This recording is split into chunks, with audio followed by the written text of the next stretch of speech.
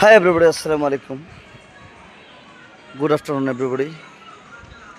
শাহেদ গেসুদারাজ প্রকাশ্য শাহপুর কল্লাশিত রহমতুল্লাহ আলাইয়ের মাজারের উরুসের আর মাত্র 34 দিন 34 ডেজ বাকি।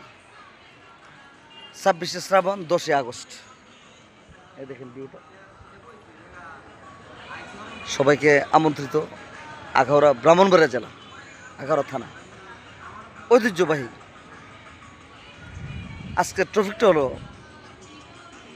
আমার একজন ভাগিনা, আপন ভাগিনা আর কি, বরাবর ছেলে আলিফ মাহমুদ, কন্টেন্ট ক্রিয়েটর, যাকে আমি নিজের হাতে তাকে আমি কন্টেন্ট ক্রিয়েটর বানাইছি এবং তার মনিটাইজ চাইছে এবং সে অন্যায়ের বিরুদ্ধে কথা বলে। আমি সবাইকে একটা কথা বলবো, তোমরা যারা হুমকি দামকি আলিফকে দিছো, নারায়ণপুরের আর বাড়ি, কিন্তু উড়াল না, কিন্তু বাদাম্য না, সে আমার মতো নেই। পাগল মূল্য বাত্তি জ্বলে, মোল্লা বললে জ্বলে না, একটা কথা আছে।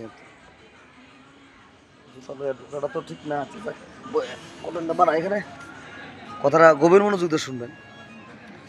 আলিফ হইল আমার ছাত্র, স্টুডেন্ট। তাকে আমি কিভাবে কথা বলতে হবে ফেসবুকে এবং কন্টেন্ট করতে হবে,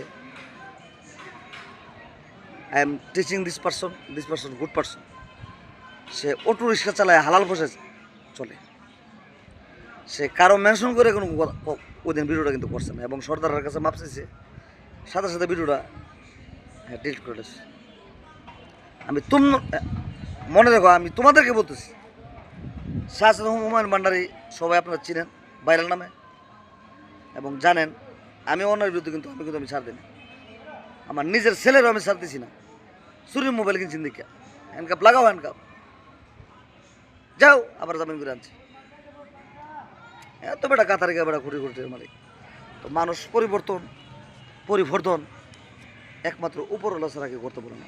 আজকে তুমি বিশাল অট্টালিকার মালিক, কালকে তুমি মাজারে বহুত দেখছি এমন বড় লোক মাজারে ভিক্ষা করতেছে তার লয়ে। ওই দেন একটা লোক করেছে, কোটি কোটি টাকার মালিক ছিল, সে ভিক্ষা করে সত্যি দিয়েছিল আমার সাথে। তো আলিফ মাহমুদের বিরুদ্ধে যে হুমকি তোমরা দিয়েছ, সে সাইবার মামলা করছে। সে অটো করে রিক্সা চালা, অটো রিক্সা চালা, আমার ভগ্নিপতি। তোমরা একটা বোকা মানুষ, কেউ যদি বাল ফালা এখানে মুখ দেখো না। তোমাদের শত্রু রয়েছে মুখটা। সে একজন ইউটিউবার, সে বলতেই পারে। একটা সাংবাদিক থেকে একটা ইউটিউবার মর্যাদা অনেক বেশি। আমার ভিডিওটা মিশু